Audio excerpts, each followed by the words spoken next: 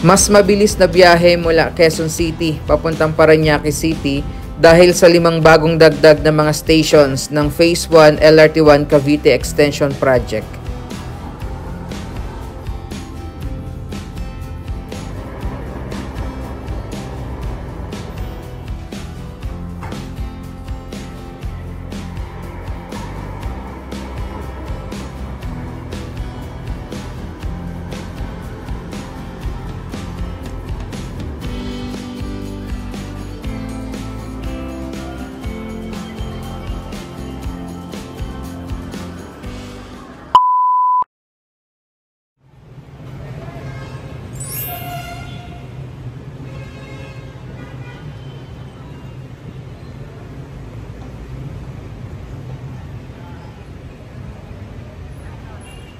Yes po, magandang araw, and today po ay formal nang binuksan sa publiko yung 5 dagdag na mga stations ng LRT1 Cavite Extension Project Phase 1. Kaya today, samahan nyo po ako dahil sisilipin natin at papasyalan yung 5 station na yan. Kaya po, good news, lalo na sa mga commuters dahil mas mapapabilis na po ang inyong biyahe magmula po Quezon City papuntang Parañaque or Parañaque City papunta po ng Quezon City. So meron pong nadagdag na 5 station. Ito po yung mga sumusunod: Redemptorist, Mia Road, PITX, Ninoy Aquino Avenue, and Dr. Santos Station.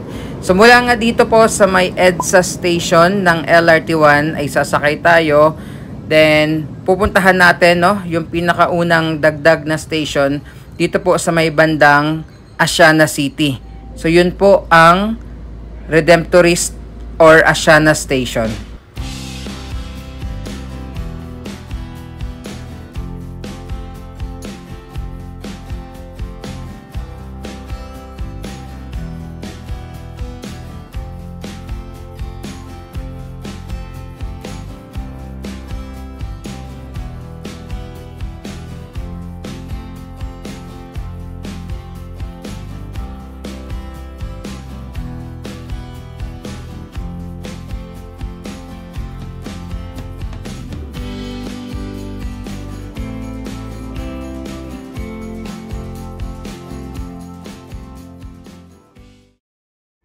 Bale, ito yung pinakaunang nadagdag na station. Pagkatapos po nung Baclaran Station, ito po yung Redemptorist Asiana Station. So kung nagbabala kayong pumunta dito po sa may Asiana City sa Parañaque, gaya po sa DFA o kaya sa Parcal Mall, pwede po kayong bumaba dito. And ito yung pinakamuka or itsura nung platform dito po sa Redemptorist Asiana Station.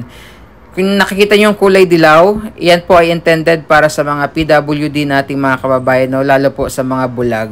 And on left and right side po, andon yung hagdan, pababa. Ganon din po yung escalator. And nandito sa may pinakagitna naman, yung elevator, So, tingnan naman natin sa baba kung ano ba yung makikita natin.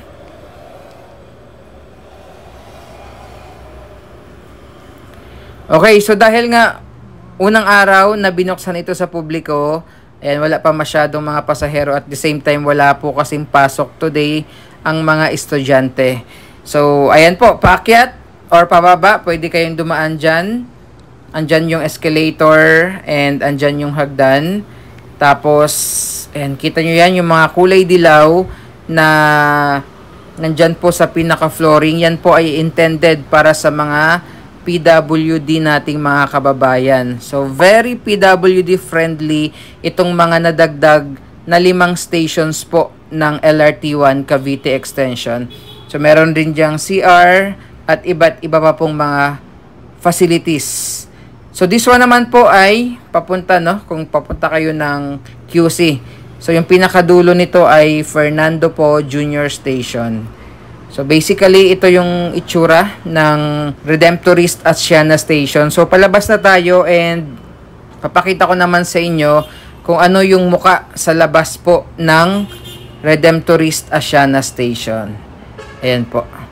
So, konti lang yung pasahero today dahil walang pasok at kakabukas nga lang po. So, ito po yung pinakabagong mapa ngayon ng LRT1. Ayan. So, yan yung nadagdag na 5.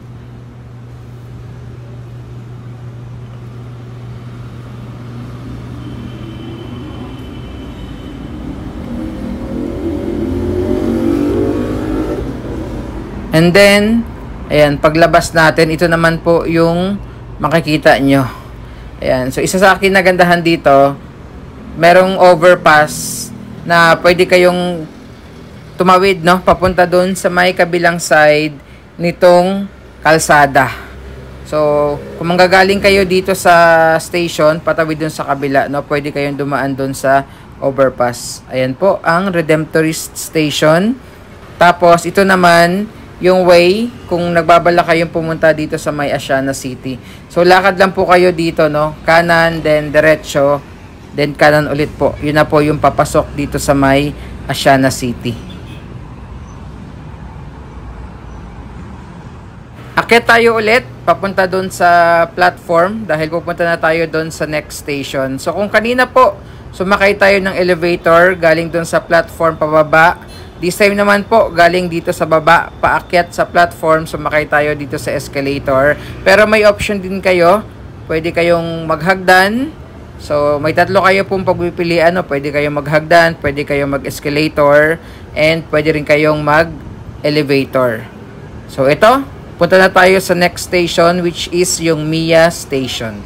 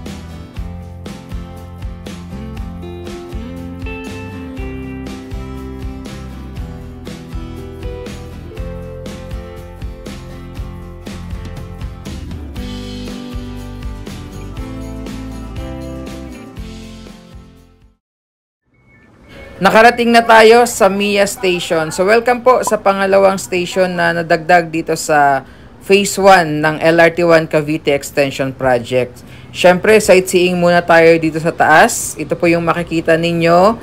And isa yan sa looking forward tayo, no, sa unang beses nating pagsakay. Yung view na makikita natin habang nakasakay nga dito sa tren, papunta doon sa iba't ibang mga stations. Ayan. So, ito yung view sa taas and baba na tayo. Tingnan naman natin kung ano yung makikita natin dito sa may baba. Ayan. So, halos wala akong kasabay na bumaba dito po sa may MIA Station. Sa ngayon, hindi umaandar, no, yung escalator dito. Siguro dahil wala masyadong pasahero today. And dito na lang tayo dumaan sa hagdan para maiba naman, no, dahil kanina sumakay na tayo ng elevator and escalator. So, maghagdan naman tayo. And tingnan natin kung ano ba yung makikita natin dito sa baba. Basically, parang halos parehas lang yung pinaka-disenyo nung Redemptorist at itong MIA Station. So, northbound, southbound, magkabilaan, merong escalator and hagdan. Paakyat doon sa platform o kaya pababa dito po sa may ground floor. And dito sa may bandang gitna, merong elevator. So, kung kanina nasa left side, yung exit area dito po sa may MIA, no, nasa may bandang right side naman. Tapos paglabas nyo, ayan yung main road and ito po yung makikita nyo sa labas ng MIA Station.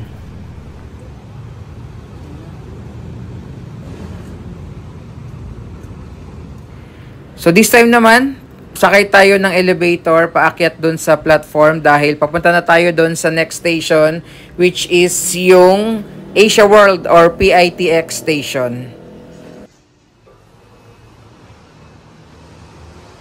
Maliban po sa pagiging PWD friendly ng mga nadagdag na station, isa rin sa napansin ko dito na bago ay itong mga monitor kung saan po, ayan, makikita nyo yung oras ng status po ng biyahe ng mga tren.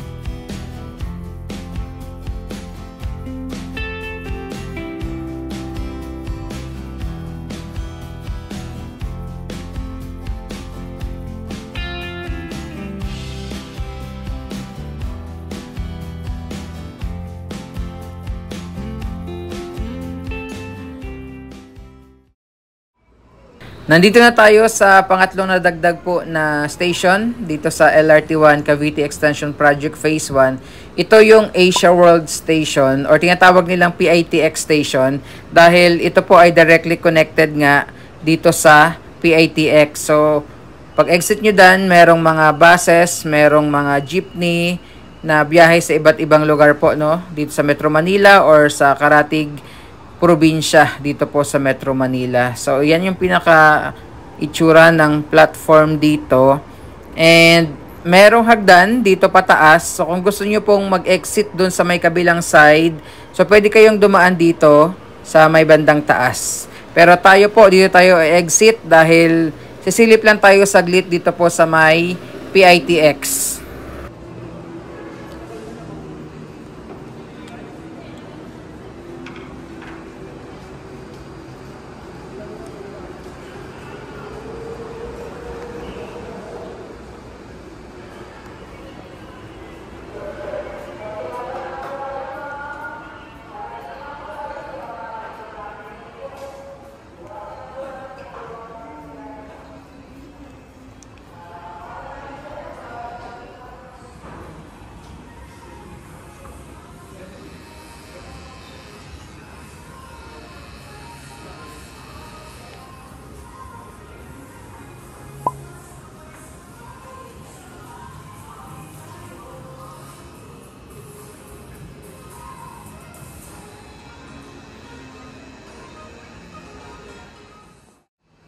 Yun lang naman po, sumilip lang tayo saglit para maipakita sa inyo.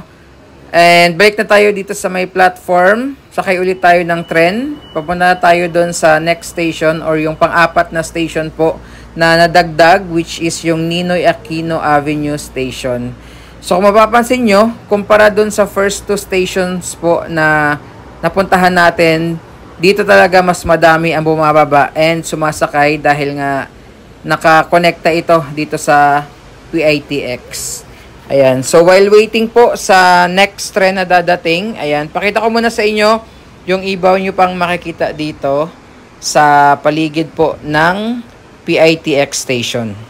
Actually, hindi lang po ako yung nagbi-video or nagpi-picture dito dahil halos lahat no karamihan ng mga sumasakay sa mga stations or binababaan po nila talagang napapa-picture at napapa-video po sila.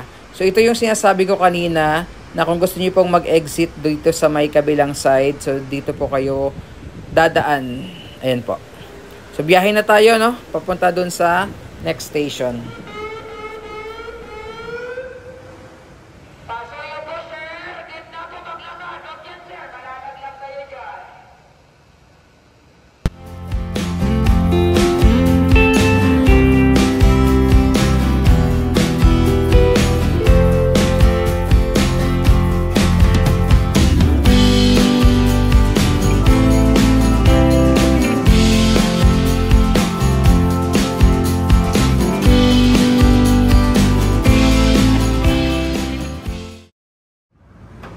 Okay, so andito na tayo. Welcome po sa pang-apat na station na nadagdag dito sa LRT1 Cavite Extension Project Phase 1, itong Ninoy Aquino Avenue Station. So ayan yung monitor nila dito.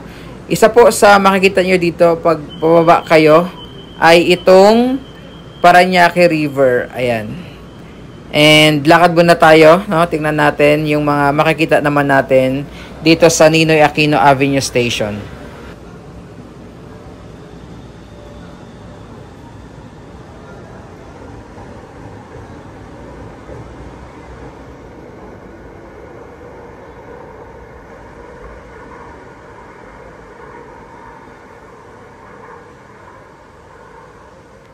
Bago kayo makababa dito sa Ninoy Aquino Avenue Station, makikita nyo po, ayan yung Parañaque River kung saan nga tumawid itong riles ng LRT1 Cavite Extension Project.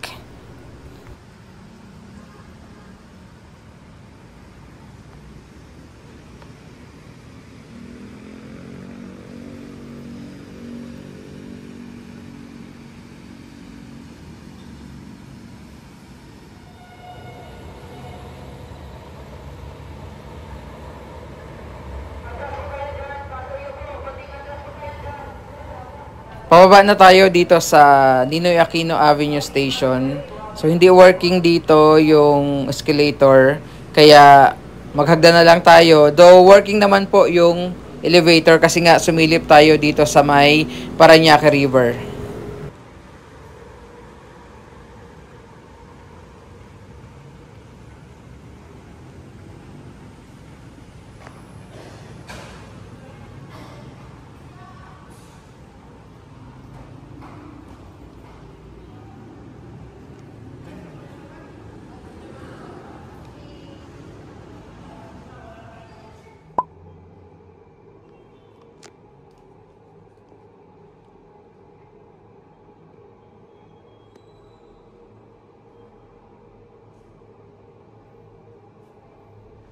Kung frequent commuter kayo, mas mainam talaga na meron kayong beep card para mas mabilis po yung entry-exit nyo sa iba't ibang mga stations, mapa-LRT man yan o MRT. So ito po, papalabas na tayo dito sa Ninoy Aquino Avenue Station. Ayan lang yung main road. And sa likod lang nitong station kung saan tayo umexit, makikita nyo naman yung Parañaque River na pinakita natin kanina.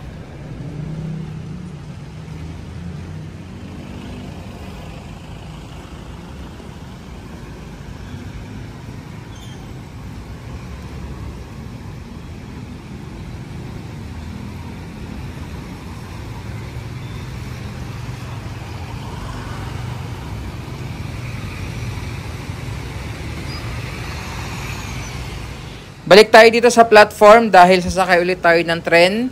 This time po ay papunta na tayo doon sa panglimang nadagdag na station ng LRT1. At sa ngayon po, no, yun yung pinaka-last na station na makikita nga natin or located dito sa may Parañaque City.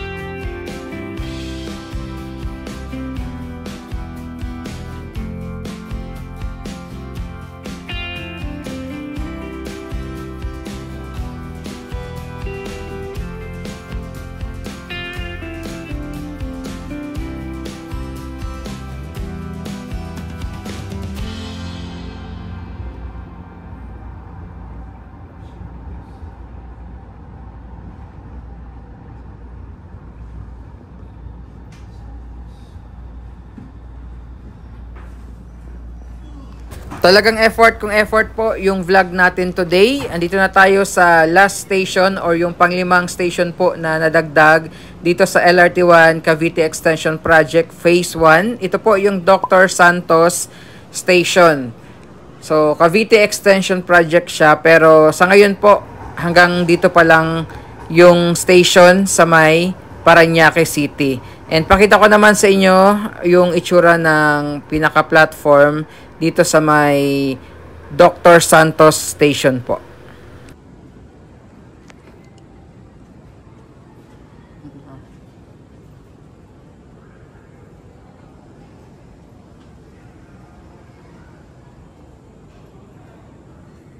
Ito po, bababa na tayo dito sa may Dr. Santos Station at dahil sinisipag nga tayong maghagdan, ito po, maghahagdan tayo. And inuulit ko po, pwede kayong sumakay ng elevator paakyat pababa dito sa station. At isa sa napansin ko lang, no, wala siyang katabing escalator unlike dun sa ibang station, no, na yung hagdan may katabing escalator.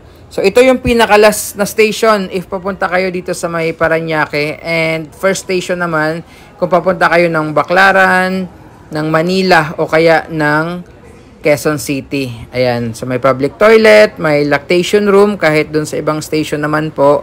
So dito expected na medyo marami rin yung mga pasahero na bumababa or sumasakay since ito nga yung last station dito sa pagpapunta po kayo ng Parañaque, and first station kung papunta naman kayo ng Manila or Quezon City area.